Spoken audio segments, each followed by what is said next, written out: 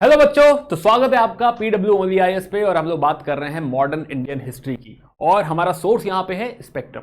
Right, तो हम लोग ऑलरेडी एक चैप्टर देख चुके हैं which is about sources. Official sources क्या थे, नॉन ऑफिशियल सोर्सेज क्या हैं। बट आज हम बात करने वाले हैं कि major approaches of history to history of modern India, कि इन्हीं सोर्सेज को देखने का नजरिया, पर्सपेक्टिव क्या है, ये यहाँ पे समझेंगे। तो we are referring to the brief history of modern India, that is spectrum book, और चैप्टर 2 का डिस्कशन आइए शुरू करते हैं। राइट, तो बिफोर वी स्टार्ट इस चैप्टर के बारे में थोड़ा सा मैं आपको पर्सपेक्टिव दे दूं। ये मेंस का क्वेश्चन अगर आप देखिए, प्रैक्टिस क्वेश्चन है कि analyse the major approaches to history with reference to the Indian freedom struggle, कि इंडियन फ्रीडम स्ट्रगल को देखने के नजरिया के बारे में डिफरेंट अप्रोचेस को बताइए। Right, how do these approaches contribute to our understanding of the diverse perspectives and dynamics of this pivotal period in Indian history?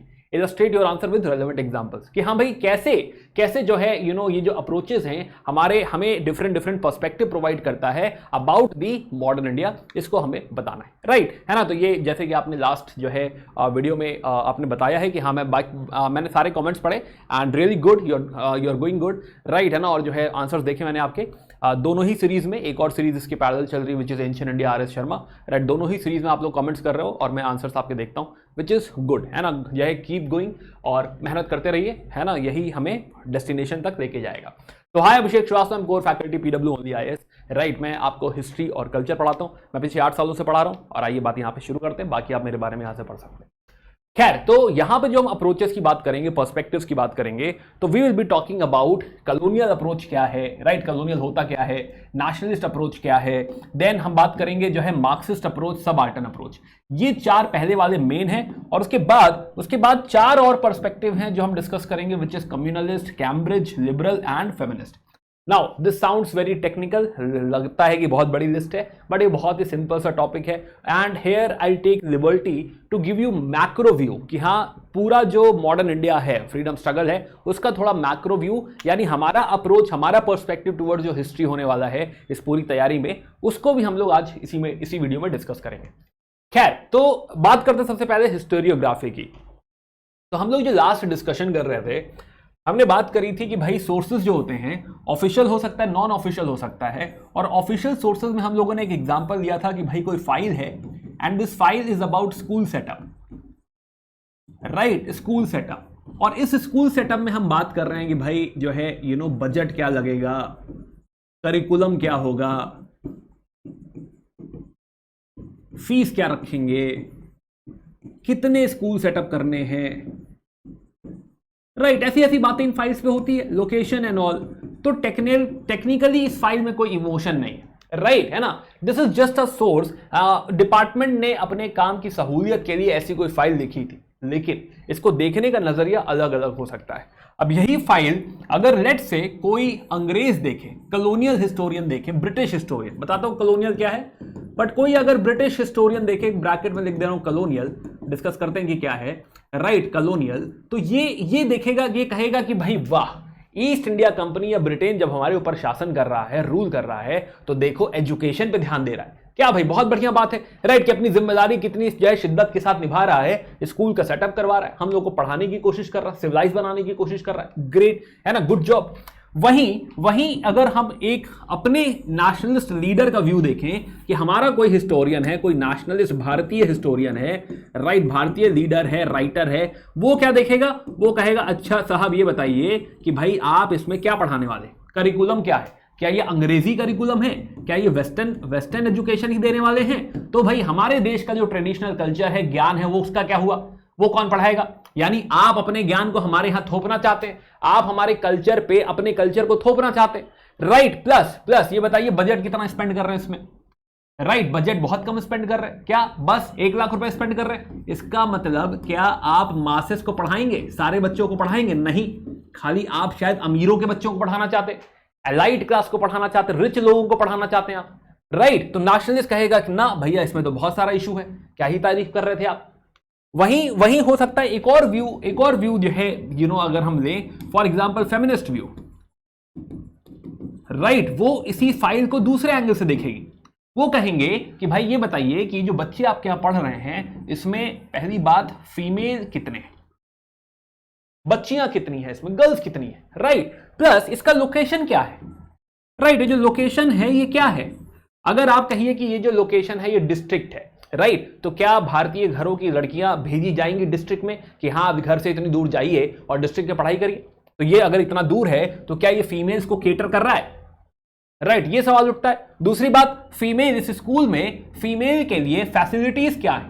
क्या कोई अलग टॉयलेट जो है प्रोवाइड किया जा रहा है ना? तो वो इस चीज पे सवाल उठाएंगे कि नहीं, ये देखिए ये जो स्कूल है ये बायस्ड है, टुवर्ड्स मेल बायस्ड है, राइट। तो सेम फाइल को देखने का नजरिया जो है यहां पे बहुत वेरी करता है, और यही क्या कही जाती है, this is historiography, right. Historiography कि जो हिस्टोरिकल इंटरप्रिटेशन है, पर्सपेक्टिव है, राइट, कि अलग अलग जो है नजरिए से हम एक ही सोर्स को देख रहे हैं, यही क्या है, हिस्टोरियोग्राफी, राइट। जिसमें हम लोग 4 मेन हिस्टोरियोग्राफी की बात करेंगे, 4 मेन अप्रोच की बात करेंगे।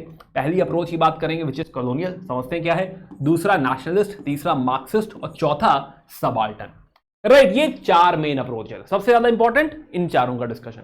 साथ ही साथ there are other approaches as well, for example communalist, Cambridge etcetera etcetera, इनको भी देखेंगे। तो now before we go to colonial approach, थोड़ा सा हम समझ रहे हैं कि हमारा अप्रोच क्या है, हम कैसे पढ़ने वाले हैं मॉडर्न इंडियन हिस्ट्री को। तो मॉडर्न इंडियन हिस्ट्री को हम टोटल पढ़ेंगे 2 पार्ट में, राइट। ये इनहेरेंटली ऑटोमेटिकली 2 पार्ट में बट जाती है।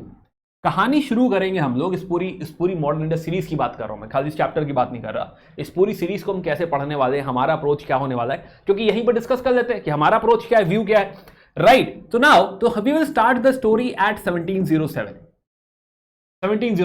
राइट। और हमने बांटा है इसको 1857 पे, बताते हैं क्यों, एक बार पूरी छोटी सी स्टोरी सुन लेते हैं, और कहानी लेकर जाएंगे टिल 1947। पहले पार्ट को हम कहेंगे कि भाई ये हमारा सीजन 1 है, क्योंकि कहानी है season 1, history high story, right. तो कहानी है, और ये क्या है, दिस इज सीजन 2, सीजन 1 और सीजन 2। पहले सीजन 1 के बारे में बताऊं मैं आपको। सीजन 1 में हुआ क्या कि बहुत सारी यूरोपियन कंपनीज आई,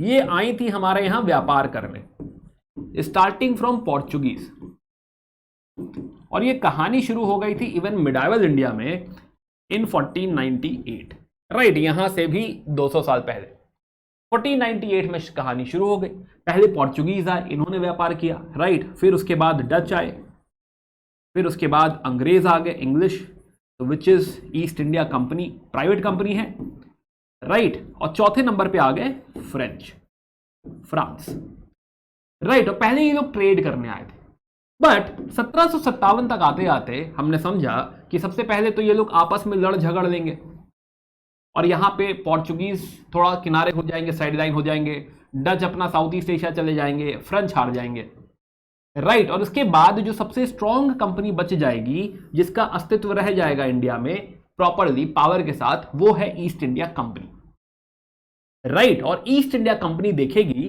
कि भारत इस समय 1707 से अगर हम देखें तो इस समय थोड़ा बटा हुआ भारत है, मतलब कि जो मुगल राज्य है वो बहुत स्ट्रांग नहीं है, मुगल्स, और जो बाकी के राज्य हैं वो छोटे छोटे राज्यों में टूट के अलग हो रहे हैं। फॉर एग्जांपल बंगाल अलग हो रहा है, अवध एक अलग राज्य बन गया है, नीचे हैदराबाद अलग हो रहा है, नीचे मैसूर भी है, यहां कर्नाटक भी है, राइट। प्लस साथ ही साथ राइज ऑफ मराठास भी हो रहा है, मराठास खूब जबरदस्त तरीके से राइज कर रहे हैं, राइट। तो मराठास भी हैं। तो मुगल्स का जो राज्य है वो डिक्लाइन हो गया है, मराठास का राइज यहां पे हो रहा है, और बाकी छोटे छोटे स्टेट्स क्रिएट हो गए हैं। अब ये बड़ा सही मौका है फायदा उठाने का by East India Company, right. और इसका फायदा उठाते हुए, इस बटे हुए देश का, इस बटी हुई पॉलिटी का फायदा उठाते हुए कहानी शुरू होगी 1757 से 1757, और यहां से हम देखेंगे rise of east India company. धीरे धीरे धीरे करते करते करते ये जो ईस्ट इंडिया कंपनी है ये भारत पर कब्जा कर बैठेगी, पूरे भारत पर अपना राज्य स्थापित कर देगी। अब वो क्या प्रोसेस है, किससे झगड़ा होगा, ये सारी चीजें हम बात करेंगे, राइट। बात करेंगे ये लोग कैसे आए, इनके साथ कैसे झगड़े, इनकी क्या केमिस्ट्री है और किस तरीके से राइज हुआ, ये सारा डिस्कशन हम लोग करेंगे, राइट। तो ये जो ईस्ट इंडिया कंपनी है ये ब्रिटेन की एक प्राइवेट कंपनी है, right. This is a private company, private company of Britain. तो यहां पे एक और प्लेयर हमें समझना पड़ेगा कि भाई एक तो जो है हम देख रहे हैं कि राजे महाराजे हैं और राजे महाराजे कहीं ना कहीं हार रहे ईस्ट इंडिया कंपनी के साथ, बट उसके साथ साथ एक और जो प्लेयर एग्जिस्ट कर रहा है वो है हमारा ब्रिटेन। हमारा नहीं है लेकिन हाँ उनका है, ब्रिटेन, जो कि इस ईस्ट इंडिया कंपनी को बता रहा है कि तुम्हें क्या करना चाहिए क्या नहीं करना चाहिए। तो तीसरा प्लेयर, पहले प्लेयर ये लोग मान लीजिए, दूसरा प्लेयर ईस्ट इंडिया कंपनी मान लीजिए, तीसरा प्लेयर ब्रिटेन मान लीजिए। तो इस पहले सीजन में 3 प्लेयर तो हमको ये दिखेंगे, राइट, 3 प्लेयर, राजे महाराजे, ईस्ट इंडिया कंपनी या प्राइवेट कंपनीज, और तीसरा प्लेयर है ब्रिटेन। और यहां पर एक चौथे प्लेयर की भी एंट्री कराते हैं। चौथा प्लेयर है हमारा आम आदमी, common man, right, common man. अब ये जो भी कुछ हरकत हो रही है यहां पे ईस्ट इंडिया कंपनी जो भी कुछ पॉलिसीज लेकर आ रही है उसका इफेक्ट हमारे आम आदमी पे, हमारे किसानों पे, हमारे ट्रेडर्स पे, हमारे बिजनेसमैन पे, हमारे लेबर्स पे, राइट, हमारे आर्टिजन्स पे, इन सब पे हमारे ऊपर इंपैक्ट पड़ रहा है। तो ये कहीं ना कहीं पिस रहा है ये आम आदमी, जो चौथा प्लेयर, राइट। यानी टेक्निकली अगर स्कोर में क्लीन करूं तो मुझे समझ में आ रहा है कि टोटल 4 ही प्लेयर हैं गेम में। एक हमारे इंडियन स्टेट्स, दूसरा ईस्ट इंडिया कंपनी, तीसरा ब्रिटेन जो कि ईस्ट इंडिया कंपनी का मालिक है, देश तो वही है, वो तो प्राइवेट कंपनी है मात्र, और चौथा कॉमन मैन। और इन सारी चीजों के बीच में दब रहा है कॉमन मैन, चाहे वो किसान है, चाहे वो आर्टिजन है, चाहे वो जमींदार है, चाहे जो भी, दब रहा है कॉमन मैन। और इस दबने की वजह से, इस पूरे फसाद की वजह से 1857 में होगी एक बड़ी क्रांति, रिवोल्ट। तो अब तक का राज्य ईस्ट इंडिया कंपनी संभाल रही थी, लेकिन ब्रिटेन कहेगा ना भाई तुमसे ना हो पाएगा, राइट। और आगे का जो राज्य है 1857 से संभालेगा स्वयं ब्रिटेन। क्वीन कहेगी कि नहीं भाई यहां से हम राज्य संभालेंगे, क्वीन किंग आगे आएंगे, राइट। तो टेक्निकली कहा जाएगा कि दिस इज क्राउन्स रूल, कि हम अब सीधे ब्रिटेन के राजा रानी के जो है अधीन है, राइट। तो यहां से एक अलग कहानी चालू होती है।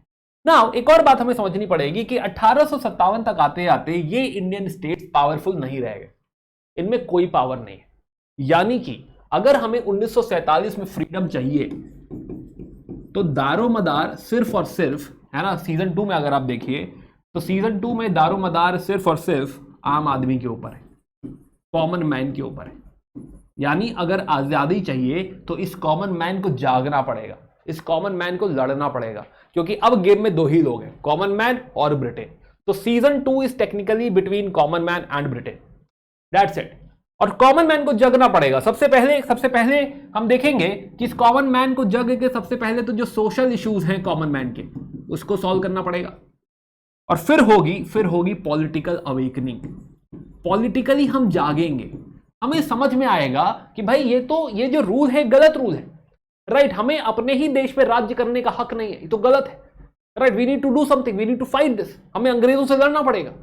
और तब कहीं जाके 1885 में सबसे पहले स्थापना होगी कांग्रेस की, इंडियन नेशनल कांग्रेस।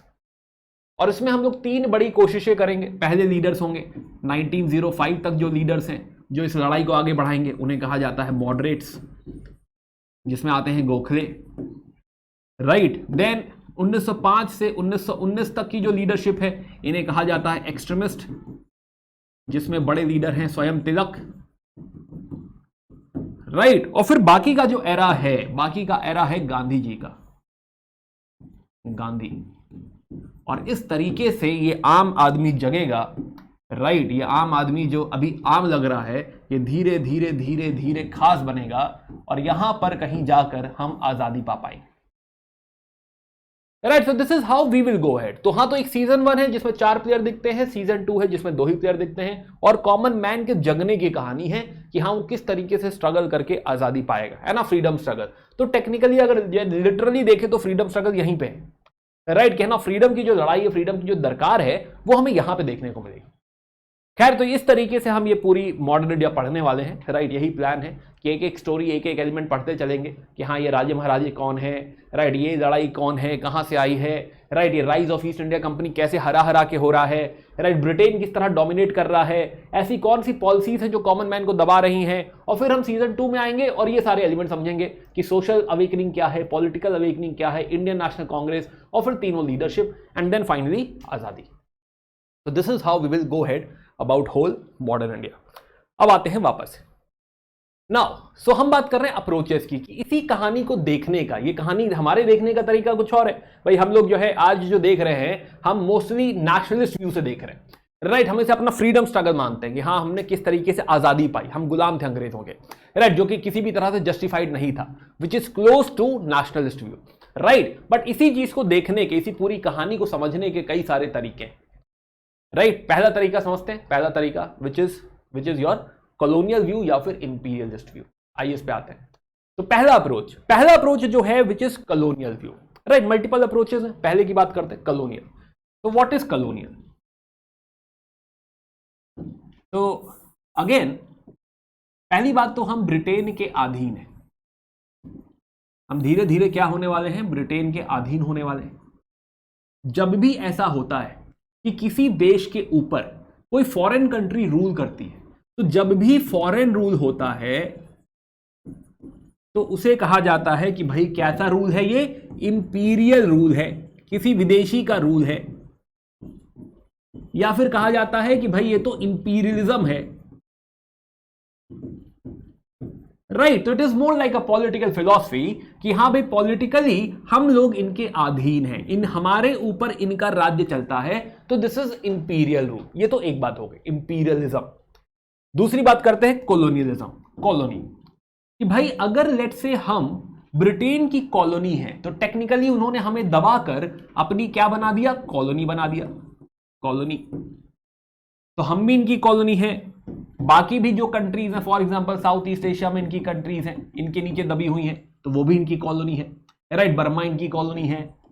तो ऐसे बहुत सारे देश हैं जो इनके अधीन हैं, और इनका फंक्शन क्या है, कॉलोनी का मतलब क्या हुआ, कॉलोनी का मतलब यह हुआ कि हमारे देश की इकोनॉमी इस तरीके से बिहेव करेगी कि भाई इनके देश की जो इकोनॉमी है वो ग्रो करे। मतलब हमारे देश की इकोनॉमी इस तरीके से ऑपरेट करेगी कि जो भी ग्रोथ है, जीडीपी ग्रोथ या नेशनल इनकम की जो ग्रोथ होनी चाहिए वो उनकी होनी चाहिए। फॉर एग्जाम्पल, बहुत ही शॉर्ट टर्म में अगर मैं कहूं आपको, लेमन टर्म्स में, तो फॉर एग्जाम्पल जैसे कि ब्रिटेन क्या करेगा, ब्रिटेन हमारे यहां से रॉ मटेरियल इंपोर्ट करेगा, रॉ मटेरियल।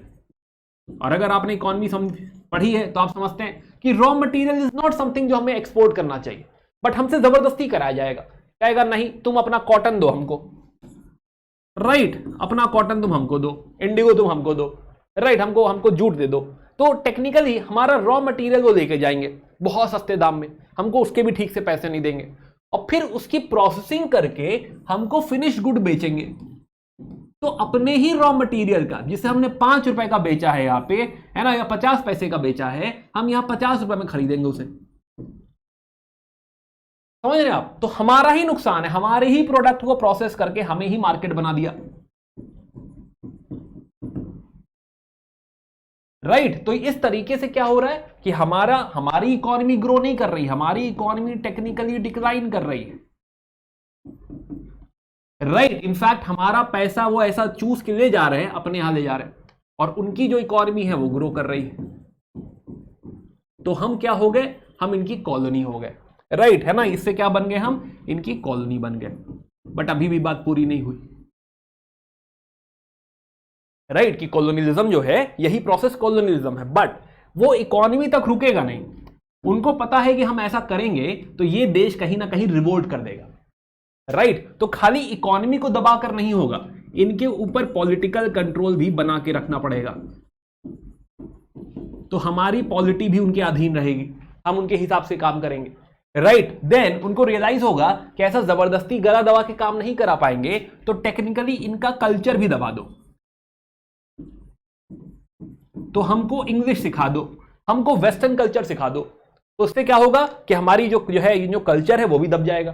तो हम मानेंगे कि अंग्रेज बहुत अच्छे हैं, राइट है ना, कोई बात नहीं, हमसे पैसा लेगा कोई बात नहीं, क्योंकि ये इतने अच्छे लोग हैं, राइट, इतने सुपीरियर लोग हैं, हम लोग तो इंफीरियर है भाई, राइट, तो ये सुपीरियर है, अगर हम कल्चरली मान लें कि वो सुपीरियर है तो हम कहेंगे जो हो रहा है ठीक ही हो रहा है, राइट, हम विद्रोह नहीं करेंगे, हम पॉलिटिकली विद्रोह कर भी नहीं सकते, राइट, अगर मन में भी था तो वो मन भी साफ हो गया, हम मन से भी विद्रोह नहीं करना चाहते, क्यों, क्योंकि हम इज्जत करने लग गए, हम रिस्पेक्ट करने लग गए कि वाओ दे आर ग्रेट, बहुत बढ़िया, हमारा ध्यान रखते हैं, है ना, सुपीरियर लोग हैं, हमको सिविलाइज कर रहे हैं, हमको पढ़ा रहे हैं, राइट, तो ये जो तीनों कंट्रोल है, अब हम कॉलोनी बने, तो कॉलोनी का मतलब कि हर तरीके से दबा दो, राइट, मन में भी ये ना रहे कि हमारे साथ गलत हो रहा है, right, that is what colonial control. तो कॉलोनी इस तरीके से बनती है कि एक देश की पॉलिटी, इकोनॉमी, कल्चर, तीनों को अगर आप सब्जुगेट कर दे तो बन जाती है कॉलोनी। तो हम सिर्फ पॉलिटिकली गुलाम नहीं थे, राइट, हमारे तीनों चीजों के ऊपर, इकोनॉमी के ऊपर, कल्चर के ऊपर, तीनों चीजों के ऊपर उन्होंने कंट्रोल कर लिया था, इस तरीके से हम कॉलोनी है। अब आप बात करते हैं कि हाँ भाई कॉलोनियल अप्रोच क्या है। तो नाउ अब ये भी आप समझ रहे हैं कि कोई भी आम आदमी, कोई भी अनपढ़ आदमी जिसे आप इसे समझा दें तो कहेगा गलत हो रहा है भाई, राइट, बहुत गलत हो रहा है, ऐसा तो नहीं होना चाहिए, राइट। तो नाउ अब क्योंकि ये अच्छा बाय द वे राइट में बहुत यूज करता हूं, कमेंट आया कि हाँ सर राइट बहुत यूज करते हैं आप, हाँ तो अब तकिया कलाम है मेरा, तो अब क्या ही करूं मैं, है ना, चलो कोशिश करूंगा मैं राइट वर्ड कम यूज करूं, है ना, राइट, है ना, चलो चलो सुनाओ। तो कॉलोनियल अप्रोच, तो कॉलोनियल अप्रोच वो इसी ये जो पाप हो रहा है टेक्निकली यहाँ पे, राइट, ये जो कॉलोनी के नाम पे लोग पाप कर रहे हैं हमारे साथ, राइट, इसी को जस्टिफाई करना है। हिस्ट्री को ऐसा लिखो, ऐसा दिखाओ कि ऐसा लगने लगे कि बहुत सही कर रहे हैं लोग, राइट, ऐसा जनरलाइज कर दो हमारे बारे में, ऐसी बातें हमको बता दो हमारे बारे में, है ना। तो ये जो इनिशियल हिस्टोरियन है, चाहे वो जेम्स मिल हो, चाहे मॉन्स्टार्ट एल्फिंस्टोन हो, राइट, इन्होंने एल्फिंस्टोन ने किताब लिखी है द हिस्ट्री ऑफ इंडिया, और विंसेंट स्मिथ की एक किताब है the early history of India, right, this is Vincent Arthur Smith, right. So अब ये क्या हमें बता रहे हैं कि हमको बता रहे हैं कि हमारा जो रूल है, हमको डेस्पोटिक रूल की आदत है। Bye the way same discussion R S Sharma में भी है, राइट, है ना, अगर आपने आर एस शर्मा पढ़ी है या मुझसे पढ़ा है तो आप वहां पे भी ये डिस्कशन पा सकते हैं कि हमें डेस्पोटिक रूल की आदत है, राइट, हमको हिस्ट्री का कोई आइडिया नहीं है, हमको सेल्फ गवर्नमेंट का कोई आइडिया नहीं है, सेल्फ गवर्नमेंट का हमको कोई आइडिया नहीं, हमको पता ही नहीं कैसे करते हैं सेल्फ गवर्नमेंट। हमें आदत किसकी है कि कोई ऐसा राजा हो जो हमें बताए कि तुम्हें जीवन में क्या करना है ना, इस तरह का जस्टिफिकेशन। इसमें एक और नाम है विच इज जो है यहीं पे लिखते हैं, एक और नाम इसमें आप ऐड कर सकते हैं, विच इज जो हमने आर एस शर्मा में बात करी थी, वो है मैक्स मूलर। मैक्स मूलर ने अपनी 50 किताबें लिखी हुई हैं, राइट, है ना, ईस्ट के ऊपर एक सीरीज जो है लिख रखी है उन्होंने। तो सेल्फ गवर्नमेंट हमको करना नहीं आता, प्लस हम दूसरी दुनिया, नेक्स्ट वर्ल्ड की, मोक्ष मिलेगा, डेथ के बाद क्या होगा, हम इसमें लगे हुए हैं। तो टेक्निकली हमारे ऊपर राज्य करना बिल्कुल सही है, क्योंकि जब हमें डेस्पोटिक रूल की आदत है, जब हमें आदत है कि कोई ऐसा डिक्टेटर राजा हो हमारे ऊपर, तो भाई ठीक है हम रहेंगे। तो Britishers will behave like dictator, right, कि हाँ भाई हम तानाशाह के टाइप भी बिहेव करेंगे, कोई बात नहीं, राइट। जब हमको सेल्फ गवर्नमेंट करना आता ही नहीं है तो हमको सेल्फ गवर्नमेंट क्यों ही दी जाएगी, राइट, कि हमें अपना रूल करने की क्षमता, पावर क्यों ही दी जाएगी, हमसे पूछा नहीं जाएगा, कहा जाएगा कि भाई आपके ऊपर वाइसरॉय रूल कर रहे हैं तो ठीक ही है।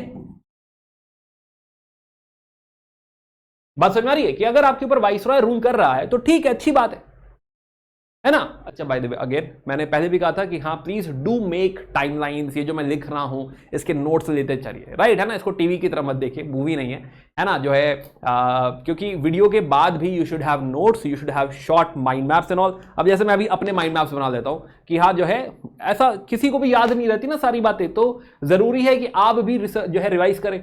तो रिवाइज करने के लिए मटेरियल होना चाहिए। अब रिवाइज करने के लिए वापस ही बैठ के पूरा वीडियो देखोगे, लेट्स से 1 घंटे 1.25 घंटे का, तो वो समय का सही यूटिलाइजेशन नहीं है, आप नहीं देख पाएंगे बार बार, राइट, है ना। तो अगर आपको बार बार रिवाइज भी करना है तो आप मे बी फास्ट पे लगा के 2x पे लगा के देख सकते हो, but still my point is कि रिलाई ऑन योर नोट्स। तो ये जो भी कुछ मैं लिखता हूं, टाइमलाइन बनाता हूं, these timelines are very effective methods of actually understanding history और any subject, right, these timelines and mind map, है ना। मैं थोड़ा गंदा कर रहा हूं, आप साफ बना लीजिएगा, मैं कोशिश करूंगा साफ बनाऊं, right, but still these are very very effective methods. और प्लीज जो है अगर आप इसको करेंगे तो आपको हिस्ट्री बाद में रिवाइज करना बहुत आसान हो जाएगा, राइट, है ना, कि हाँ 2 पन्ने में हमने पूरी हिस्ट्री बात कर ली कि क्या हो रहा है। बट अगेन मैं ये नहीं कह रहा 2 पन्ने में पूरी हिस्ट्री लिख लो, इट विल टेक लाइक 25 जो है पेजेस और 20 पेजेस समथिंग, जहां पे आप पूरी मॉडर्न इंडिया बना पाओगे। राइट है ना, बहुत ही शॉर्ट में कंटेंट बना के, राइट। तो प्लीज स्टार्ट डूइंग दैट, और प्लीज खाली हाथ मत बैठिए, स्केचेस वगैरह बनाते रहिए।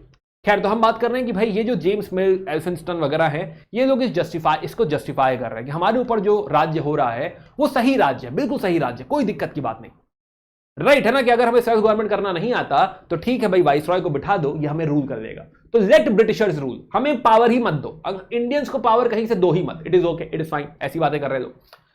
नाउ तो जैसे कि फॉर एग्जांपल यहां पे कॉमन कैरेक्टरिस्टिक जो हमारे दिए हैं, जनरलाइजेशन, वापस इसको कंटिन्यू करें तो हमें दिखाई देगा कि इन्होंने हमको जनरलाइज कर दिया है कि हमारा जो ईस्ट का है कल्चर, राइट, इधर China, south east Asia and all, right, including south east Asia, China, right, इन्होंने कहा कि भाई कैसा कल्चर है, इसे क्लब कर दिया, उनका ओरिएंटल कल्चर है, ओरिएंटल कल्चर है, ये अलग ही तरीके का कल्चर है, right, this is oriental, just a second, या दिस इज ओरिएंटल कल्चर, पहले जनरलाइज कर दिया कि हाँ इनको ज्यादा जो है स्पिरिचुअलिज्म में ज्यादा इनका ध्यान रहता है, नेक्स्ट वर्ड की इन लोगों को ज्यादा चिंता है, ऐसी बातें कर दी इन्होंने हमारे बारे में। तो एक तो ओरिएंटल कल्चर की बात कर दी, दूसरा इन्होंने कहा कि हाँ अंग्रेज जो हैं, अब तक जो भारत था, भारत बटा हुआ था कि हाँ कहीं कहीं पे लेट से जो है मुगल्स हैं, कहीं अवध है, कहीं बंगाल है, मराठाज हैं, राइट, कहीं हैदराबाद है, कहीं जो है मैसूर है, ये सब बटे हुए थे। ये जो अंग्रेज आए, अंग्रेजों ने हमको एक पॉलिटिकल यूनिटी प्रोवाइड करी। तो टेक्निकली जो यूनिटी है, पॉलिटिकल यूनिटी, वो किसने दी हमको ब्रिटिशर्स ने दी। पर क्या इसके पहले हम कभी एक राज्य के अंडर नहीं थे भाई, मुगल्स के अंडर थे, दिल्ली सल्तनत में थे, उसके पहले समुद्रगुप्त के टाइम में थे, उसके पहले अशोका के टाइम में थे। तो ऐसा नहीं है कि हाँ जो है हम कभी एक कॉमन राज्य के अंडर नहीं रहे, गलत बात है, राइट। और अगर नहीं भी रहे हैं, even then there has been unity in diversity. हम हमेशा बात करते हैं कि भले हम डाइवर्स नेचर को बिलोंग करते हैं, डाइवर्स कल्चर को बिलोंग करते हैं, but still we have this fabric of unity, है ना। ये अगेन आर एस शर्मा में पहले चैप्टर बात करी थी हमने, यूनिटी इन डाइवर्सिटी। तो हमेशा वो यूनिटी रही है, बट ये कह रहे हैं ना, पॉलिटिकल यूनिटी तो ब्रिटेन लेकर आया भाई आपके यहां पे, अदरवाइज तो आप लोग बटे हुए घूम रहे थे।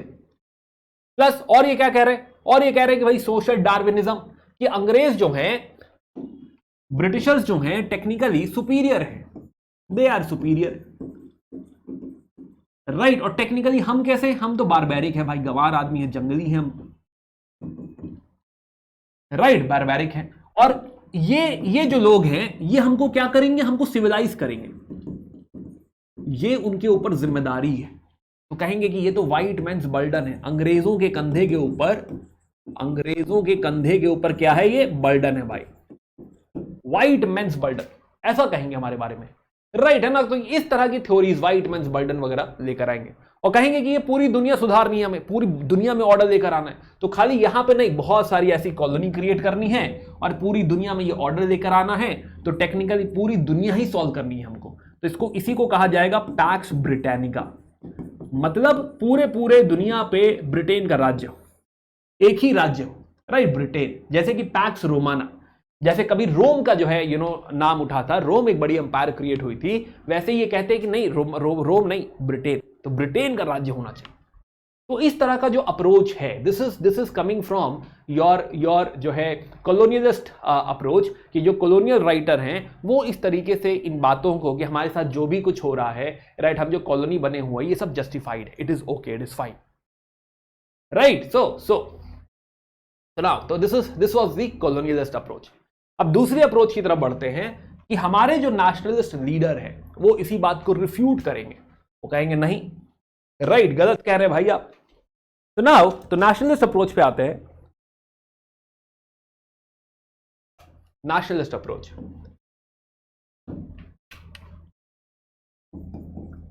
तो नेशनलिस्ट अप्रोच टेक्निकली काउंटर करेगी कम्युनलिस्ट को, बट इसमें भी हमें फ्लेवर नजर आएगा, राइट। समझते हैं इस बात को।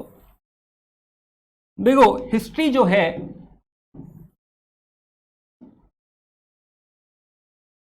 जो आज हो रहा है वो इतिहास नहीं है, राइट। आज क्या, आज तो करंट अफेयर है, आज तो पेपर पढ़ो भाई, करंट अफेयर है भाई आज तो आज जो हो रहा है वो इतिहास नहीं है। तो फ्रीडम स्ट्रगल का इतिहास, मॉडर्न हिस्ट्री का इतिहास टेक्निकली आजादी के बाद बनता है, ऑब्वियसली यहां पे तो आजादी मिली ही नहीं है, ये तो मॉडर्न इंडियन चल रही है भाई, फ्रीडम स्ट्रगल चल रहा है, तो इसे इतिहास थोड़े कहेंगे, इसे तो कहेंगे भाई मॉडर्न स्ट्रगल चल रहा है। तो यहां तो सारे पेपर एक्टिव है, राइट। गांधी जी नवजीवन में लिख रहे हैं, गांधी जी कहेंगे भाई जो है ये क्या बोलते हैं, जो भी मैगजीन है उसमें लाओ आर्टिकल लिखे, राइट। तो दुनिया भर की मैगजीन चल रही, कोई बंगाली चला रहा है तो कोई जो है सोम प्रकाश चला रहा है, तो डिफरेंट जो है न्यूज़पेपर्स हैं, तो यहां तो न्यूज़पेपर्स चल रहे हैं technically, right. There are writers, right, but उनकी बात करेंगे, बट जो टेक्निकली हिस्ट्री लिखेंगे हम लोग वो यहां के बाद लिखेंगे ना, कि हमारा फ्रीडम स्ट्रगल कैसा रहा, पहले फ्रीडम तो पालो। बात समझ में आ रही है? तो जो मॉडर्न हिस्टोरियंस हैं,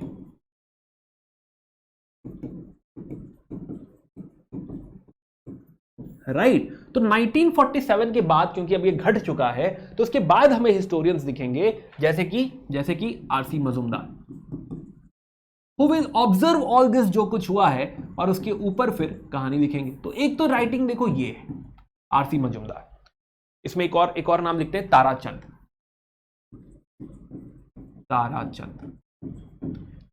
तो एक तो जो है नाम ये आते हैं, आरसी मजूमदार हो गया, ताराचंद हो गया, बट इसके पहले जो राइटर्स हैं वो क्या बात कर रहे हैं, इसके पहले जो हमारे हिस्टोरियंस कम नेशनलिस्ट लीडर है वो हमारे, राइट, वो इस फ्रीडम स्ट्रगल का हिस्सा है, वो खाली हिस्ट्री नहीं है, वो इस फ्रीडम स्ट्रगल का खुद भी हिस्सा है।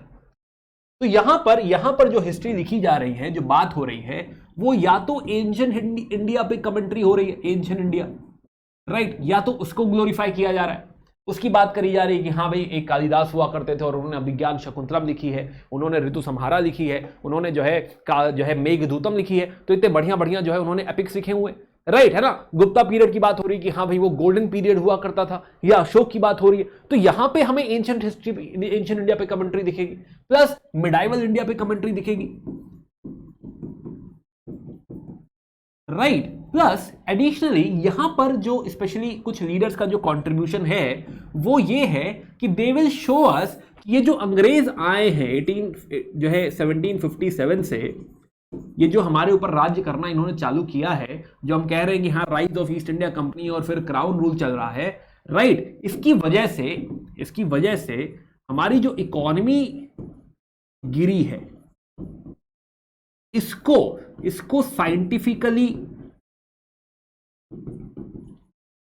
प्लस मैथमेटिकली कंप्यूट किया जाए, हिसाब किया जाए भाई कि कितना नुकसान हुआ है हमारा, and there are leaders who will come out with drain theory, कि भाई बहुत नुकसान हो गया है, बहुत पैसा ये लोग लेकर चले गए, भले वो फिजिकल लूट जो है ये क्या बोलते हैं, भले गजनी टाइप जो है लूट नहीं है, राइट, है ना, जो है वैसा नहीं है कि हाँ ये गजनी आया दौड़ के आया पैसा उठाया भाग गया, राइट, वैसा भले ना हो, बट कहीं ना कहीं वैसा ही है कि हाँ भाई ये लोग हमारे यहाँ से पैसा लेके भाग रहे हैं, पैसा लेके ले जा रहे हैं, अपने यहाँ पे लेके जा रहे हैं, तो हमारा नुकसान हो रहा है, हमारी इकोनॉमी गिर रही है। तो जो कॉलोनियल जो इम्पैक्ट है, उस इम्पैक्ट का डिस्कशन यहाँ दिखेगा, हमें ड्रेन थ्योरी में दिखेगा कि देखो कितना नुकसान हो रहा है। नाउ देयर आर लीडर्स जो ऐसी बातें कर रहे हैं, फॉर एग्जाम्पल दादा भाई नौरोजी, राइट, दादा भाई नौरोजी को हम इसी बात के लिए थैंकफुल हैं, दादा भाई नौरोजी हैं जो ड्रेन थ्योरी देंगे, आरसी दत्त हैं, right, and there are more leaders, but yes दो नाम अभी के लिए लिख लो,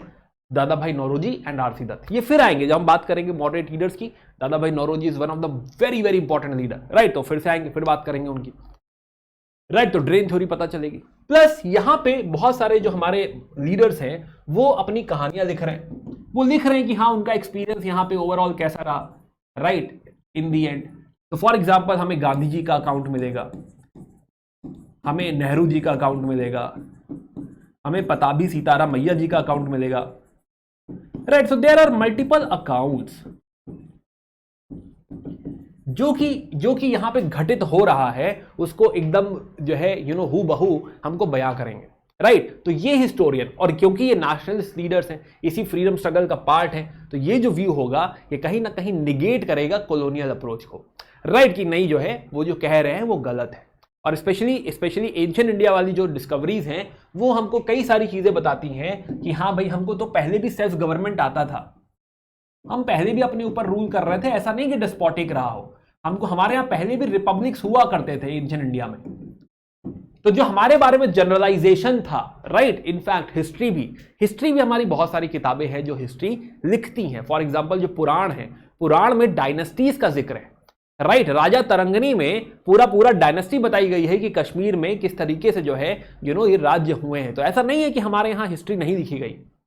राइट, तो जो भी हमारे ऊपर इल्जाम लगे हुए थे, वी गॉट टू नो कि हाँ ये ग्रॉस जनरलाइजेशन है, सही नहीं है, और ये अपने रूल को जो जस्टिफाई कर रहे हैं वो गलत जस्टिफिकेशन है। राइट, सो ये नेशनलिस्ट अप्रोच जो है हमें समझ में आएगा कि हाँ भाई क्या है। अब इस नेशनलिस्ट अप्रोच में एक एग्जांपल जो है हम लेंगे, इसमें एक नाम आता है सखाराम गणेश देओस्कर।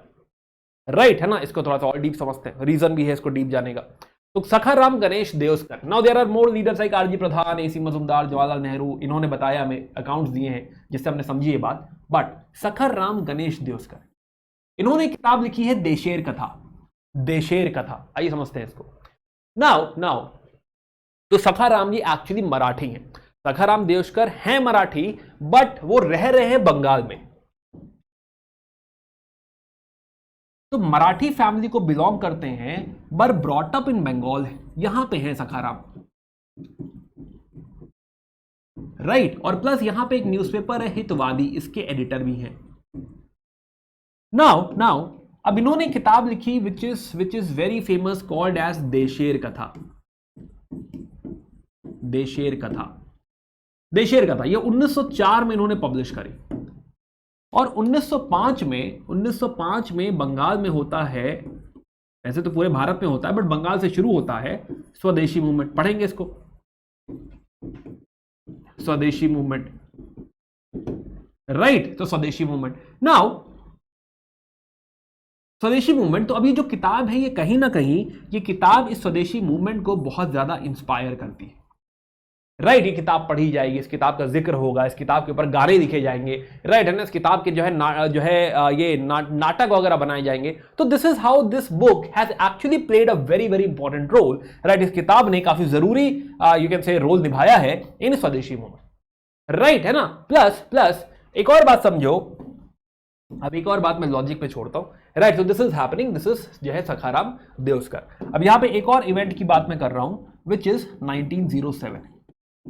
1907 में सूरत स्प्लिट हुआ था, सूरत स्प्लिट। तो सूरत स्प्लिट में क्या हुआ कि जो तिलक का फैक्शन है और गोखले का फैक्शन, कांग्रेस दो पार्ट में बट गया। राइट, ये थोड़ा आगे कहानी है तो बस सुन लो, बस अभी के लिए सुन लो, नहीं भी लिखोगे चलेगा। राइट, तो कांग्रेस दो पार्ट में बढ़ गया, एक फैक्शन गोखले का फैक्शन है विच इज मॉडरेट्स, और एक फैक्शन तिलक का फैक्शन। और यहां पर इनसे कहा गया, हितवादी में कहा गया कि भाई ये जो हितवादी है इसमें आप तिलक के बारे में नेगेटिव लिखिए। तो सखाराम ने कहा नहीं, तिलक के बारे में नेगेटिव मैं नहीं लिखूंगा।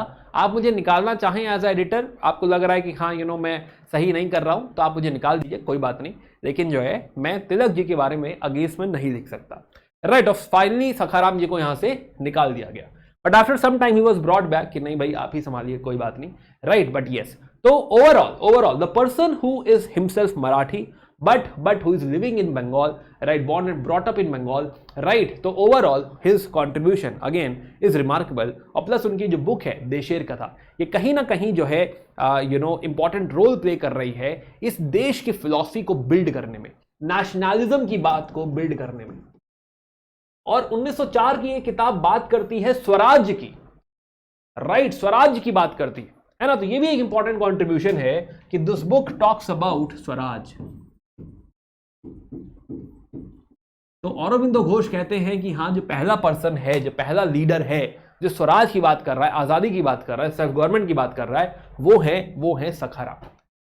राइट, सखाराम गणेश देओस्कर। चलिए, तो ये थोड़ा सा जो है डीप गए हम एक लीडर को जानने के लिए, सखाराम जी को जानने के लिए। राइट, आगे बढ़ते हैं, तीसरी अप्रोच पे आते हैं which is Marxist approach.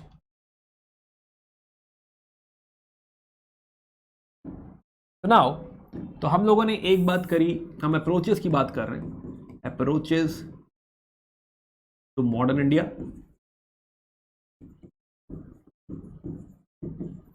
Right, और इसमें हमने एक अप्रोच डिस्कस करी विच वाज कॉलोनियलिस्ट अप्रोच। दूसरी अप्रोच हमने डिस्कस करी विच इज नेशनलिस्ट। और तीसरी अप्रोच हम लोग बात करने जा रहे हैं मार्क्सिस्ट। Marxist approach. आइए, ये भी बड़ी इंटरेस्टिंग है और इनफैक्ट यही तीनों सबसे ज्यादा इंपॉर्टेंट है, Marxist approach. Now Marxist approach, तो before we go into Marxist approach, पहले मैं थोड़ा सा इंट्रोड्यूस कर दूं। तो यहां पे दो किताबें, दो बड़े ऑथर हैं, एक है आरपी दत्त, रजनी पामे दत्त, राइट। तो रजनी पामे दत्त, आरपी दत्त, एक तो RP Dutt ji. RP Dutt actually Britain में एक Communist Party of Great Britain है, Communist Party of Great Britain, इसके मेंबर है, plus he is also a journalist, right. अब इन्होंने एक किताब लिखी रजनी पामे दत्त जी ने, which is India Today, right, India Today. 1940 में किताब छापी गई, तो he has written a book India Today, and Britain में 1940 में किताब छापी गई। अब ये जो किताब छापी गई है 1940 में, ये किताब छापी गई है, वहां पे क्लब है, राइट, लेफ्ट जो है, लेफ्ट जो ग्रुप है, लेफ्ट बुक क्लब एडिशन। तो लेफ्ट बुक क्लब पढ़ने वाले जो लोग हैं, जो लेफ्टिस्ट हैं, सोशलिज्म को पसंद करते हैं, राइट, ऐसा क्लब है, उनके लिए उन्होंने किताब लिखी है आरपी दत्त जी ने, राइट। अब यही किताब इंडिया में छपती है इन 1948। तो हमको भी पता चलता है, अच्छा भाई ऐसी बातें हो रही थी। तो व्यू क्या है, मार्क्सिस्ट है। तो फिलहाल एक किताब ये है, एक किताब और है, वो भी लिख लेते, फिर समझते व्यू क्या है। सेकेंड बुक जो है वो है A.R. देसाई जी की, A.R. Desai, A.R. Desai, A.R. Desai जी की बुक है social background of Indian nationalism, social background of Indian nationalism. कहने का मतलब इंडियन नेशनलिज्म को देखने का एक तरीका है, और वो भी कैसा तरीका है, मार्क्सिस्ट। क्या मतलब होता है, बात करते हैं। इंडियन नेशनलिज्म, ये भी बुक कब रिलीज हो रही है, यही 1948 में, यानी ये बातें हमारी आजादी के आसपास ही हो रही है, राइट। तो हमारी आजादी अब तक 1940s तक आते आते किस तरीके से मार्क्सिस्ट व्यू में देखी जा रही है, इस बात को थोड़ा सा समझने की कोशिश करते हैं। पहले समझते हैं कि मार्क्सिस्ट होता क्या है, व्हाट इज मार्क्सिज्म। तो ये थ्योरी कार्ल मार्क्स ने दी है, ये तो जानते होंगे, आप नहीं जानते कोई बात नहीं। तो 1848 में कार्ल मार्क्स ने एक थ्योरी दी, the communist manifesto, right, Friedrich Engels भी उनके साथ, और कम्युनिस्ट मैनिफेस्टो। इन्होंने कहा कि किसी भी कंट्री में जो प्रोडक्शन होता है, फैक्ट्री प्रोडक्शन मान लो, तो उसमें एक तो होते हैं लेबर्स, राइट, बहुत सारे लेबर्स, राइट, लेबर्स होते हैं, और दूसरे जो होते हैं वो होते हैं मालिक, बिजनेसमैन,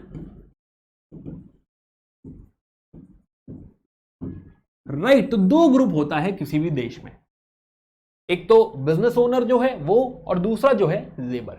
अब यहां पे टेक्निकली जो वर्ड यूज किया गया है, वर्ड यूज हो रहा है कि ये ग्रुप जो है this is proletariat, right, producing class, जो प्रोड्यूस करते हैं, और ये जो ग्रुप है दिस इज बुर्जुआजी, राइट, जो कि या तो रिच क्लास है या फिर मिडिल क्लास है,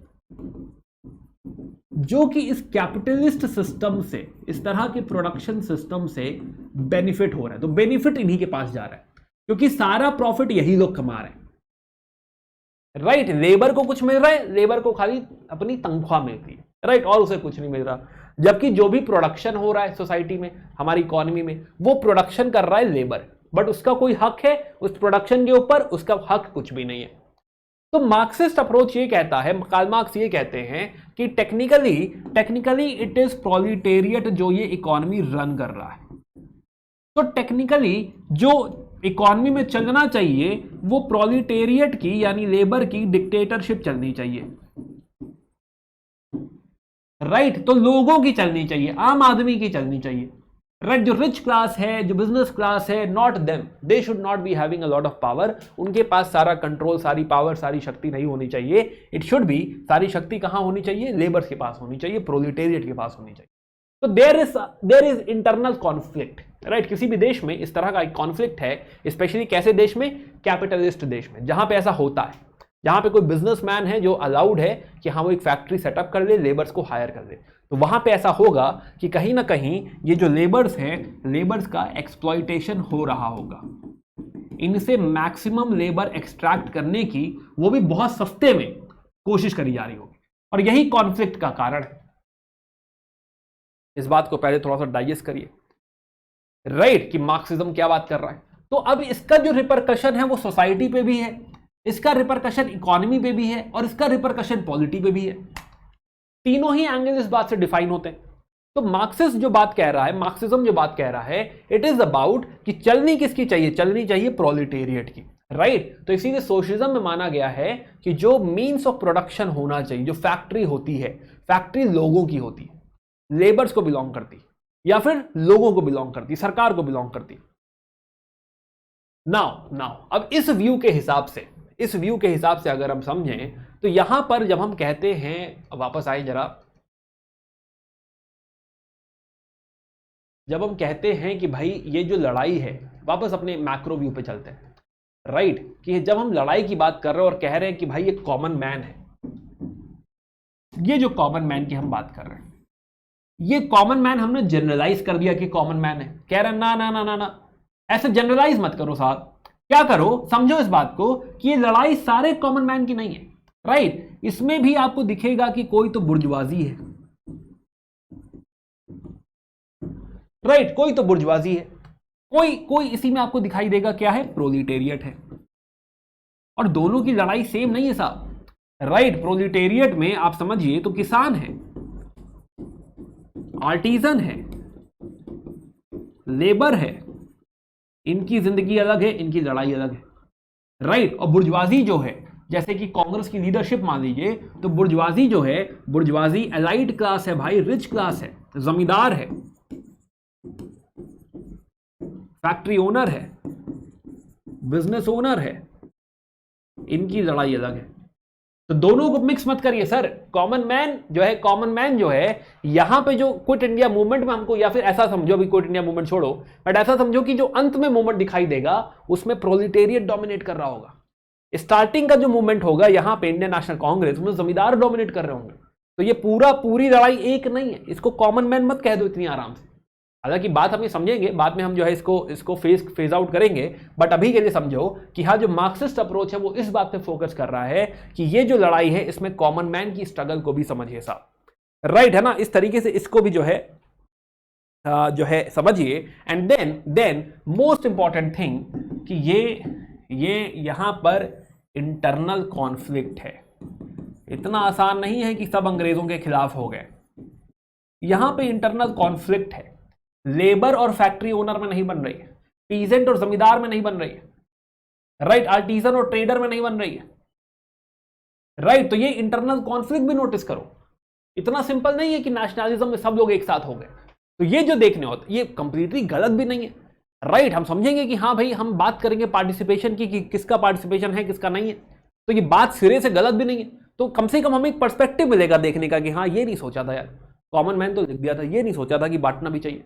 ये भी देखना चाहिए कि कॉमन मैन में कौन कौन है, जनरलाइज कर दिया कॉमन मैन, राइट। तो हमें एक नया नजरिया मिला, मार्क्सिस्ट अप्रोच। तो हमने देखी 3 अप्रोच, एक अंग्रेजों की अप्रोच, एक हमारे नेशनलिस्ट लीडर्स की अप्रोच, और एक हमें यहां पे मार्क्सिस्ट अप्रोच देखने को मिली, विच इज अबाउट कि भाई इनर कॉन्ट्राडिक्शन भी है, राइट, है ना। जो है कि हाँ, ये हम जनरलाइज जो कर रहे हैं कॉमन मैन, ये सही नहीं है, और कॉमन मैन जनरल नहीं है, ग्रॉस जनरलाइजेशन नहीं हो सकता इसमें। This is your Marxist approach, जो हमें 2 किताबों में देखने को मिलती है। One is your RP Dutt, right, I hope आपने बनाया होगा ये, right. One is your RP Dutt, Rajani Palme Dutt, and second is AR Desai, right. 2 बड़े मार्क्सिस्ट राइटर्स। ओके, आगे बढ़ते हैं। तो बात करते हैं मार्क्सिस्ट अप्रोच, कहानी की बात करेंगे, कॉन्ट्राडिक्शन समझा, राइट। आगे बढ़ते हैं कहानी और चलते हैं सब आल्टन अप्रोच, चौथी अप्रोच में। सब आल्टन अप्रोच टेक्निकली यही 4 इंपॉर्टेंट है, राइट, ये भी समझते हैं, और ये सिमिलर है। इसे मैं वापस यहीं पे ऐड कर दूं क्या, अगर आप लोगों की इजाजत हो तो यहीं पे जोड़ दिया जाए इसको भी, चारों इंपॉर्टेंट एक ही जगह आ जाएंगे। तो नाउ फोर्थ अप्रोच इज सब आल्टर्न अप्रोच। सब आल्टर्न अप्रोच, राइट। ये भी बात कुछ ऐसी ही कह रहे हैं, सिंपल सी बात सिमिलर सी बात ये यहां पे कह रहे हैं कि हाँ यहां पे सब आल्टर्न कौन है, सब आल्टर्न। देखो एक तो तरफ हमको दिख रहा है यहां पे फर्स्ट ऑफ ऑल सबसे बड़े लीडर जो राइटर जो हैं, जो सबसे बड़ा नाम आता है वो है रंजीत गुहा। रंजीत गुहा जी ने ये किताब लिखी है subaltern studies, right, by Ranajit गुहा।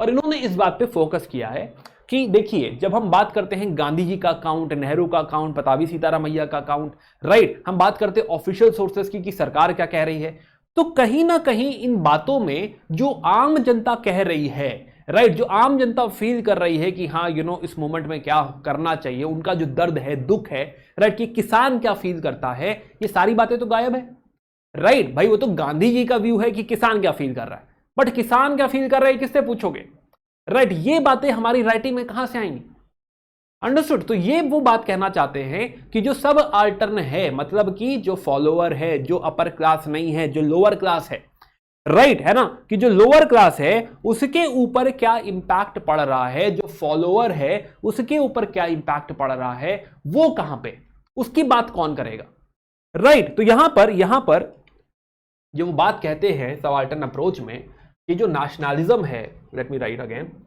कि जो नेशनलिज्म है,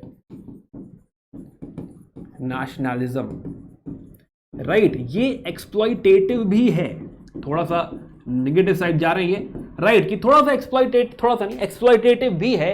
फॉर एग्जांपल जो अनटचेबल्स है, जो दलित है, राइट, क्या ये नेशनलिज्म उनको सही ट्रीट कर रहा है, क्या उनको भी फेवर किया जा रहा है, क्या उसको भी नेशनलिज्म में जोड़ा जा रहा है, राइट। जो फीमेल है, क्या फीमेल जो है कहीं ना कहीं नेशनलिस्ट थॉट के चक्कर में जो फीमेल इम्पैंसिपेशन होना चाहिए था, वुमेन एम्पावरमेंट होना चाहिए था, क्या वो हो रहा है कि नहीं हो रहा है।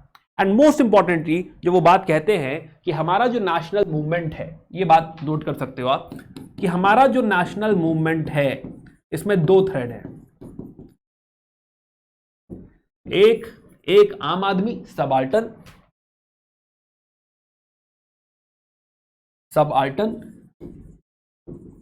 राइट, जिसे आप लोअर क्लास भी कह सकते हैं, लोअर क्लास, राइट। और दूसरा ये वर्ड यूज करते हैं, let me take this a bit up,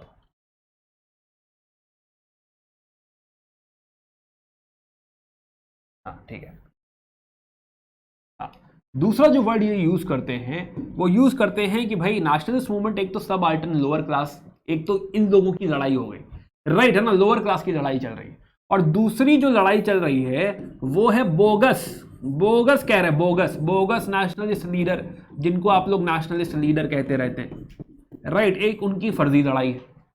तो ये क्रिटिसाइज कर रहे हैं कि बोगस नेशनलिस्ट लीडरशिप, और स्पेशली ये टारगेट कर रहे हैं किसको, इंडियन नेशनल कांग्रेस को, कि जो कांग्रेस की जो लीडरशिप है वो बोगस है, वो इफेक्टिव नहीं है। एक्चुअल लड़ाई जो है वो आम आदमी, गरीब लोगों की है, लोअर क्लास की है, वो रिक्शे वाले की लड़ाई है, वो ट्राम ड्राइवर की लड़ाई है, वो लेबर की लड़ाई है, राइट, है ना, किसान की लड़ाई।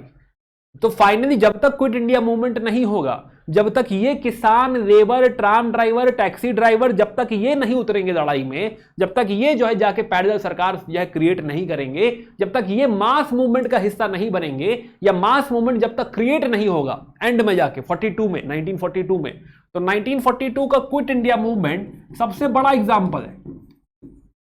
तो जब तक ये लोग नहीं कूदेंगे लड़ाई में, तब तक कोई लीडरशिप काम नहीं आएगी।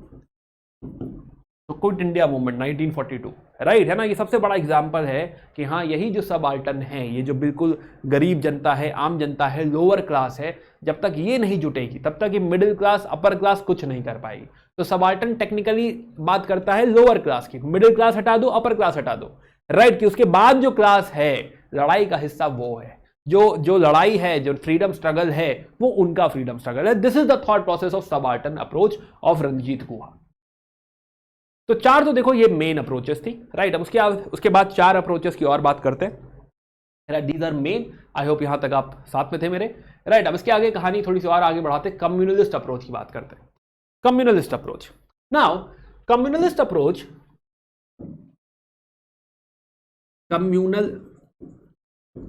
कम्युनलिस्ट मतलब क्या हुआ भाई इसका, कम्युनलिस्ट अप्रोच, कम्युनल मतलब कि हमारी कम्युनिटी ए कम्युनिटी है, राइट, धर्म हम ए धर्म को फॉलो करते हैं, हमारी कम्युनिटी बी कम्युनिटी है, हम बी धर्म को फॉलो करते हैं, राइट। अब ए धर्म वाला कहे कि नहीं नहीं हम तुम्हारे साथ नहीं जी पाएंगे, या तो तुम ग्रो कर सकते हो या हम ग्रो कर सकते हैं, राइट, हम साथ में नहीं ग्रो कर सकते। ऐसी भावना को क्या कहते हैं? कम्युनल, राइट, कि दो कम्युनिटी एक दूसरे से कहें कि हाँ भाई हम अलग अलग देश हैं, हम दोनों का साथ में विकास नहीं हो सकता, तुम्हारे विकास में हमारा नुकसान है। जब ऐसी बातें होने लगे तो ये जो थॉट प्रोसेस है दिस इज कम्युनल, है ना। जनरली दो धर्मों में ऐसा देखने को मिलेगा, राइट। तो colonial approach, now communalist approach, communalist approach कहीं ना कहीं अंग्रेजों के दिए हुए जो व्यू हैं उस पर बहुत रिलाय करते हैं लोग। कम्युनलिस्ट अप्रोच, जो अंग्रेजों का दिया हुआ व्यू था ये लोग उस पर बहुत रिलाय करते हैं कि हाँ ये ठीक कह रहे हैं। फॉर एग्जाम्पल, अंग्रेजों के व्यू के मुताबिक जो एंशिएंट इंडिया है इसको जनरलाइज कर दिया कि भाई ये किसी एक पर्टिकुलर धर्म का है, राइट, और जो मेडाइवल इंडिया है उसको जनरलाइज कर दिया कि भाई ये दूसरे पर्टिकुलर धर्म का है, राइट। एंड इसमें यह बात उठने लगी कि हाँ भाई एक के अंदर दूसरा क्या है? दब जाता है, सबजुगेट हो जाता है, प्रेशराइज हो जाता है।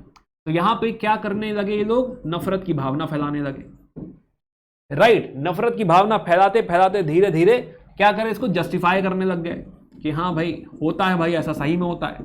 जस्टिफाई करते करते धीरे धीरे स्टैब्लिश हो गया, राइट। जैसे आप व्हाट्सएप यूनिवर्सिटी पे देखते हैं, अब वही शॉर्ट बार बार आते आते आपको लगेगा कि अरे ये तो सच्ची है, फिर इतनी बार दो चार लोगों से सुन लिया तो सच्ची रहा होगा, राइट। तो आप अभी भी अगर आप देखिए तो आपकी जो यूट्यूब हिस्ट्री है, राइट, वो काफी बायस हो चुकी है आपकी पसंद के मुताबिक।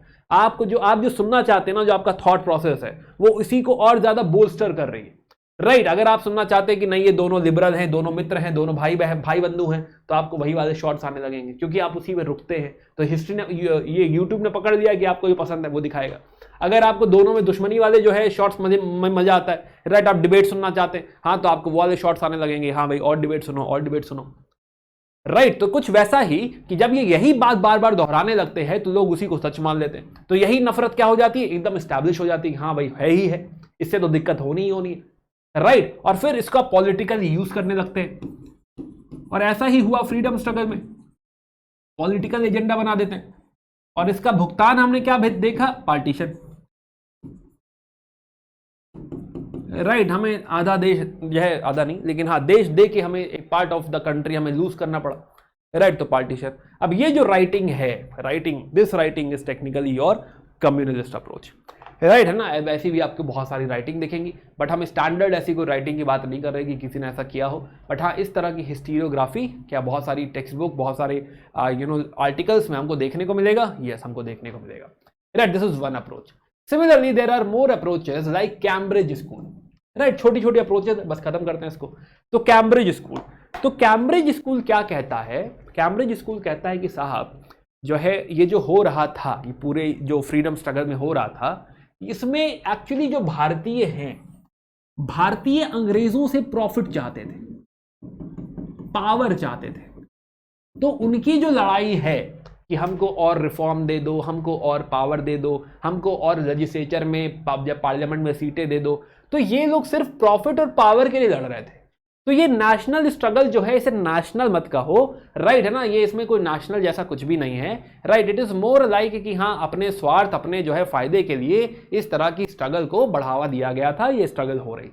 बट रियल में क्या कोई ऐसा नेशनलिज्म जैसा स्ट्रगल है? नहीं। It is more about profit, it is more about power, स्वार्थ, लालच, इसके लिए ये पूरी जो है जद्दोजहद हुई है, इसके लिए पूरी लड़ाई हुई। ऐसा थॉट को क्या कहा जा रहा है कि हाँ this is Cambridge school, Cambridge approach, जो कह रहा है कि नहीं नेशनलिज्म जैसा कुछ नहीं है साहब, it is animal politics, right, है ना। जैसे जानवर लड़ते हैं कि हाँ भाई जो है कुछ खाना है तो लड़ पड़े वो लोग, तो बिल्कुल वैसे ही कि हम लोग लड़ाई कर रहे हैं कि हमको और प्रॉफिट दे दो, हमको और जो है पावर दे दो, हम अंग्रेजों का फायदा उठाना चाहते हैं। ये कहीं ना कहीं कॉलोनियल व्यू जैसा ही है, राइट। बट ये लेटर स्टेज में आया है तो इसको कॉलोनियल से अलग कर दो कि हाँ ये भी उसी चीज को जस्टिफाई कर रहा है। अब एक आता है लिबरल व्यू, ये बड़ा अजीब है, लिबरल या फिर नियो लिबरल अप्रोच। समझाता हूं मैं आपको कि क्या है ये लिबरल या फिर neo liberal approach. Liberal approach क्या कह रहे हैं कि 1857 के बाद जनरली और उसके पहले भी क्या हो रहा था कि क्योंकि ब्रिटेन में बहुत सारे पैसे वाले पूंजीवादी लोग हो गए थे, कैपिटलिस्ट लोग हो गए थे, कैपिटलिस्ट, इनके पास पैसा बहुत था। तो इन लोगों ने क्या किया, इन लोगों ने अपने पैसे को इन्वेस्ट किया इंडिया में, राइट, इसको इन्वेस्ट किया इंडिया में। अब इन्वेस्ट कैसे कर दिया, जैसे रेलवे में इन्वेस्टमेंट कर दिया इन्होंने टेलीग्राफ में इन्वेस्टमेंट कर दिया, पहले भी कर रहे थे, ऐसा नहीं यहीं पे शुरू किया 1857 में, उसके पहले भी कर रहे थे, बट 1857 से ज्यादा होने लग गया। तो रेलवे हो गया, टेलीग्राफ हो गया, प्लांटेशन हो गया कि टी प्लांटेशन वगैरह, इंडिगो प्लांटेशन, इन सब में पैसा लगाने लग गए, राइट है ना। ऐसे ऐसे बहुत सारी चीजें, रबड़ हो गया, जूट हो गया, एटसेट्रा एटसेट्रा, टी प्लांटेशन बहुत फेमस है, एटसेट्रा, राइट। तो ये लोग पैसा कहां लगाने लग गए, यहां पे लगाने लग गए। तो कहा जा रहा है कि हमारा पैसा जो था वो इन्वेस्टमेंट टेक्निकली होना चाहिए था ब्रिटेन में, राइट, पर ये सारा जो पैसा इकट्ठा हुआ वो इन्वेस्टमेंट हो गया इंडिया में। अब आपका तो नुकसान हुआ, आपका ड्रेन हो रहा था, वो ठीक है, आपने कहा ड्रेन हो रहा है, बट टेक्निकली हमारा भी नुकसान हुआ है। तो आप ऐसा मत समझिए, फायदा किसका हो रहा है, फायदा हो रहा है सिर्फ ये जो कैपिटलिस्ट क्लास है इनका फायदा हो रहा होगा, ब्रिटेन का कोई फायदा नहीं हो रहा, राइट। तो ये क्या कह रहे हैं, बड़ा लिबरल सा जो है, बड़ा भोली सी बात कर दी इन्होंने, राइट। पैट्रिक ओब्रायन है, हॉपकिंस है, केन है, ये क्या कह रहे हैं कि हाँ जो इकोनॉमिक एक्सप्लॉइटेशन हुआ है भारत का, राइट, या तो ईस्ट इंडिया कंपनी ने फायदा उठाया है, या तो उसके ऑफिसर्स ने फायदा उठाया है, या फिर ये जो बाद में इन्वेस्टर्स आए हैं, राइट, इन्होंने फायदा उठाया है। तो इसके पहले ईस्ट इंडिया कंपनी फायदा उठा रही थी और उनके ऑफिशियल्स, करप्ट ऑफिशियल्स थे, यहां से पैसा लूटते थे, तो ये लोग फायदा उठा रहे थे पहले, और 1857 के बाद ये फायदा उठाने लगे। ब्रिटेन का कहीं कोई फायदा नहीं हुआ। बहुत मासूमियत है इस बात में कि हाँ जो है हमारा कोई बहुत फायदा नहीं हुआ, राइट, आप ही का फायदा, एक्चुअली किसी का फायदा यहाँ पे नहीं हुआ, आपका भी नुकसान हो गया, हमारा भी नुकसान हो गया, है ना। बड़ी भोली सी बात करी उन्होंने। आगे बढ़ते, फिलहाल दी अप्रोच इज लिबरल या फिर neo liberal approach, and last approach is feminist approach, feminist approach. तो it is not only in history, but कहीं ना कहीं 1970 1980s तक आते आते 1970s जो फेमिनिस्ट थॉट है ये काफी डेवलप होने लगी, राइट, कि role of women plus empowerment of women, power of women, इसके बारे में काफी तवज्जो होने लगी, काफी बात होने लगी, राइट, है ना, कि हाँ भाई वुमेन एम्पावरमेंट, और यहां पे बात होने लगी कि स्टेटस ऑफ वुमेन क्या है, राइट, जेंडर रिलेशन क्या है, gender role slash gender relations. और यहां पे हम लोग देखने लगे कि फ्रीडम स्ट्रगल में, राइट, फ्रीडम स्ट्रगल में महिलाओं का क्या योगदान है, और female participation plus female leaders क्या रहा है। और यहां पे फिर दो बड़े लीडर्स और उनके अकाउंट पता चलते हैं हमें। एक है पंडिता रमाबाई, पढ़ाऊंगा मैं उनके बारे में, राइट, पंडिता रमाबाई। पंडिता रमाबाई जी ने लिखी है book high cast, the high cast Hindu women, the high cast Hindu women, high cast Hindu women, right. और दूसरी बुक है मदर इंडिया। मदर इंडिया तो मूवी भी है, शायद देखी हो आपने, मदर इंडिया। ये हमें उस समय की महिलाओं की पीड़ा, महिलाएं किस चीज से गुजर रही हैं, ये बातें पता चलती हैं। Mother India is by Catherine Mayo, ये भी लिख लीजिए, कैथरीन मेयो। मैं लिख दे रहा हूं ताकि जो लोग पीडीएफ फॉलो कर रहे हैं उनके लिए ये आसान हो जाए, राइट। तो कैथरीन मेयो तो ये बात करने लगे कि भाई उस समय जो महिलाएं थी वो किन चीजों से गुजर रही हैं, राइट। फॉर एग्जांपल एक बहुत ही फेमस केस है रुकमाबाई केस, पढ़ाऊंगा मैं आपको कि हाँ क्या हुआ। अब उसमें एक बच्ची है जिसका विवाह हो गया था, राइट, है ना। अब बच्ची जो है, बच्ची का जो पति है वो उसे वापस, अब वो बड़ी हो गई, तो बड़ी होने के बाद रुकमाबाई जी के जो हस्बैंड हैं दादाजी, उनको वापस बुला रहे कि हाँ भाई जो है पति के घर आ जाओ, एंड वो कह रही कि नहीं हमें नहीं आना है, मैं इस शादी में विश्वास नहीं रखती। और ये 1880s का केस हो गया, राइट। तो Rukhmabai case very very famous, करेंगे डिस्कशन, राइट। तो Pandita Ramabai and mother India, right. तो ये हमें बताएंगे कि हाँ भाई उस समय महिलाओं का क्या स्टेटस रहा, वो उन किन चीज़ों से गुजर रही हैं। तो वुमेन वल्नरेबिलिटी इशू ऑन जो है वुमेन स्टेटस, राइट, उनका लीगल स्ट्रक्चर एटसेट्रा, जिसकी वजह से महिलाओं पे फर्क पड़ रहा है, जैसे कि रुकमाबाई केस। तो this discussion will continue, but you should have understanding कि हाँ भाई ऐसी भी अप्रोच, ऐसी भी अंडरस्टैंडिंग, एंड इनफैक्ट ये थ्रेड इंपॉर्टेंट है, right. So these are the approaches. तो हमने बात करी, राइट, ये सवाल मैंने लास्ट टाइम दिया था, राइट, आपने इसका आंसर करा, वेरी गुड। राइट, नाउ एक और सवाल। तो हमने सारी अप्रोचेस की बात कर ली by the way, colonial, nationalist, Marxist, subaltern, communalist, right, Cambridge approach, भोली अप्रोच, राइट, और feminist approach. Now one more question, but this is a PYQ, right, ये मैंने नहीं बनाया, ये PYQ है। तो PYQ, और ये सवाल आया था 2020 में, and this question was on देशेर कथा, राइट। अब ये सवाल मुझे डिस्कस करना पड़ेगा, बट इस वीडियो में नहीं, इसमें अभी आप कमेंट में आंसर करोगे, आप मुझे बताओगे कि आपके हिसाब से आंसर क्या है, राइट। और आप कहेंगे सर ये सारी चीज़ें तो हमें नहीं पता, but it is obvious. Logic लगाने की कोशिश करो, एक स्टेटमेंट पढ़ो, आप इस सवाल को आंसर कर पाएंगे, राइट। मिलते हैं in the next video, and please do let me know in the comment section, pause करके वापस उसे देख लेना, राइट, है ना, जो है आंसर करना। तो do let me know in the comment section कि भाई आपको ये सीरीज समझ में आ रही है, पढ़ने में आ रहा है, anything you want me to do, कुछ और ऐड करना है, समथिंग को थोड़ा स्लो हो जाऊं, फास्ट हो जाऊं, what ever, right, let me know कि हाँ जो है हाउ इट इज गोइंग, और आप जो है इसके नोट्स बना रहे हैं कि नहीं बना रहे हैं, PDF डेफिनेटली फॉलो कर रहे हैं कि नहीं फॉलो कर रहे हैं, राइट, है ना। PDF फ्री है, वेब पे अवेलेबल है, आप डाउनलोड कर सकते हैं, इस्तेमाल कर सकते हैं, राइट। और बट मेरा रिकमेंडेशन है कि नोट्स बनाओ। नोट्स आपको यही 3-4 पन्ने, अब टेक्निकली ये चैप्टर जो है 2 पन्ने में आ जाएगा, राइट, है ना। तो मेरे पास 2 पन्ने में है ये चैप्टर, दैट्स इट, है ना। तो ये जो 2 पन्ने में चैप्टर आ सकता है, तो ऐसे ही लेट्स से जो है 30 चैप्टर है, तो अगेन मैं तो पढ़ाने के लिए बना रहा हूँ, तुम्हें कौन सा पढ़ाना है, right. You can skip things, और गंदा लिख सकते हो, जोड़ के लिख सकते हो, तो कम पेजेस में हो जाएगा, तो आराम से कहानी बन जाएगी, right. So the point is कि हाँ जो है this is how you can create your notes, और इन दी एंड ये रिवाइज करना बहुत आसान है, क्योंकि सबसे बड़ी प्रॉब्लम जो फेस करोगे, पढ़ तो लोगे झोंक के टाइम कि हाँ भाई पढ़ लेते हैं, सब मेहनत करके पढ़ लोगे, बट वही 2 महीने बाद भूलने लगेगा, फिर पूछोगे सर रिवीजन की स्ट्रैटेजी क्या है। तो रिवीजन की स्ट्रैटेजी तभी बन सकती है जब आज नोट्स बनाया हो, और अगर नोट्स बनाया होगा तो कभी नहीं पूछोगे कि सर रिवीजन कैसे करें, बस उसी को पढ़ते रहोगे, सब कुछ याद आता रहेगा। जैसे देखोगे कम्युनलिस्ट अप्रोच, अच्छा ये जो है एंशिएंट लिखा हुआ है, मेडाइवल लिखा हुआ है, कहानी याद आ जाएगी, अच्छा ये बात कह रहे थे सर, तो आसानी से पकड़ ले जाओगे। तो इट इज़ वेरी इंपॉर्टेंट कि you make notes, right. Request है मेरा, भले अब तक नहीं बनाया तो वीडियो को वापस देखो, राइट, और नोट्स बनाना शुरू करो, क्योंकि अभी दूसरे तीसरे चैप्टर पे तो है हम लोग, दूसरा ही चैप्टर है अभी तो, राइट। तो अभी तो लंबी जर्नी बाकी है हमारी, तो नोट्स बनाना शुरू करो, so that it is always there with you. फटाफट जितनी जल्दी हो सके रिवाइज कर लोगे।